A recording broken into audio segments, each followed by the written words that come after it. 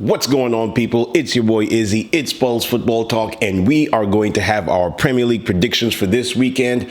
Sorry being away for a little bit. My 9 to 5 is kicking my butt, but I always make enough time for you guys. So we are going to go ahead and get right into the content, and we're going to start with Arsenal versus Wolverhampton.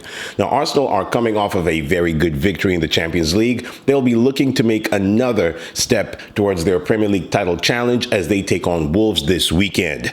Wolves, on the other hand, are coming off of a very soul-sapping 3-2 loss to Fulham, in which they were pretty much robbed because of the penalty decision that was right at the death of the game. Now, my prediction for this game is going to be a 2-1 victory for Arsenal. I think Arsenal are going to keep on their title challenge. I think they're too strong for Wolves. I do have a small caveat. I think that Wolves are a good team. They have faced a lot of the top sides and done a very good job against them. Who can forget their game against Liverpool, their game against Manchester United, where they really should have won that game, and other games such as Tottenham and Manchester City. So I am going to be kind of on the fence a little bit because I think Wolves can do well in this game, but I will give Arsenal the victory. I think that them being at the Emirates Stadium, and especially after such a huge Champions League victory, they should be able to take this game easily. Next up, we have Burnley against Sheffield United. Now, Burnley are struggling, but who's struggling more? Sheffield United. They are the worst team in the league. They are getting beaten left, right, and center. However, I do think that Burnley are struggling to impose themselves in the league. They're also struggling to impose themselves against the opposition despite having a lot of possession.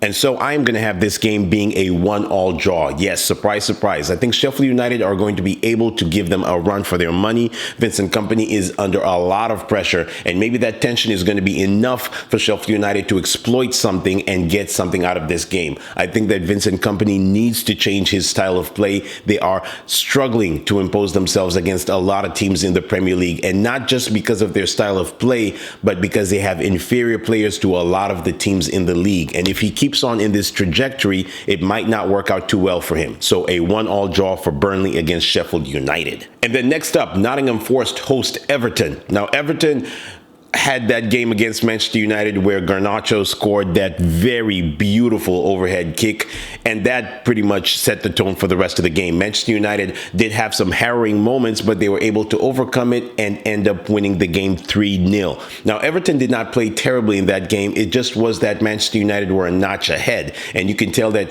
Everton had inferior players to Manchester United simply because the quality was all over the pitch for United, and they took that game pretty comfortably in the end. Now, against a Nottingham Forest side who tried to play the game on the break every single time they go out, I think Everton are going to excel in this game, and for that reason, I have them winning this game 2-1. Now, Nottingham Forest are a very good side, and they're even better at home, but they did lose their first home game in their last match. Now, in this game, I think that Everton are going to have their tails up. They still have their head spinning over that 10-point deduction. And I think if they do go and impose themselves well in this game, they should be able to pick up 3 points. So 2-1 to Everton. And then Newcastle host Manchester United in a game that is going to be explosive. Newcastle have been very good over the last few weeks. They have beaten Arsenal. They beat the brakes off of Chelsea. They beat PSG. And they should have beat PSG in the return leg when they faced each other in Paris. However, they were denied by a 98th minute penalty by Kylian Mbappe. Now, I think that Newcastle are going to be able to take that anger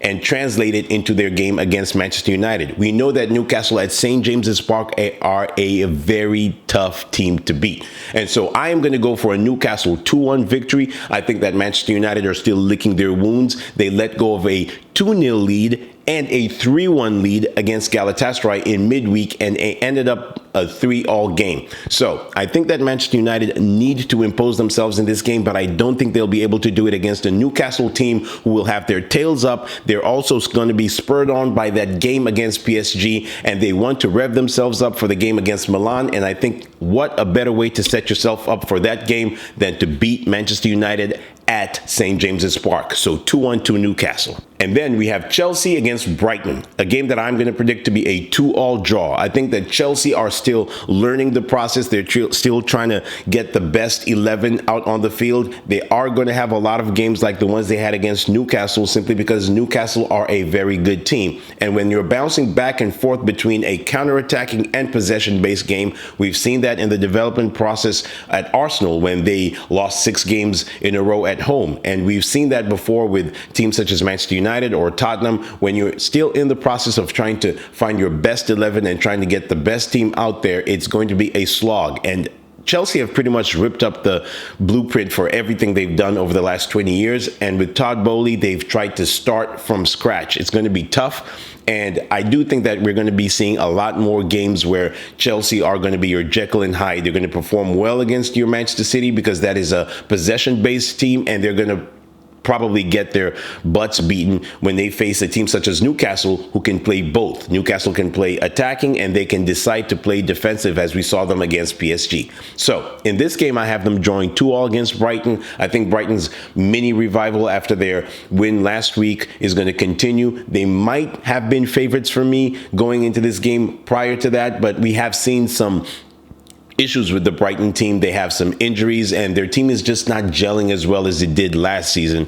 And some people might think that De Zerbi might have been found out already. I don't think so. I think that every team has a very rough patch, and Brighton are still in the mix for your Europa League and maybe a very small outside shout for a top 4. However, I think your Aston Villas and your Tottenhams and Manchester United are going to block them out of that eventually. But in this game, I have them drawing 2-2 and maybe a small shot of them maybe causing an upset, simply because, Chelsea, you just don't know what to expect with them. And then Liverpool against Fulham, a game that I think should be a very straightforward game. I'm just going to go ahead and tell you it's going to be a 3-0 victory for Liverpool. They are dominant at Anfield. Fulham have a woeful record at Anfield. However, I do remember a time when Fulham did go to Anfield a couple of seasons ago, and a Lamina goal managed to get them a 1-0 victory. But that was during lockdown, and that was a time when Liverpool, I think, lost 5 or 6 games in a row at home. So it's very possible for Fulham to go and get something, but I highly doubt it because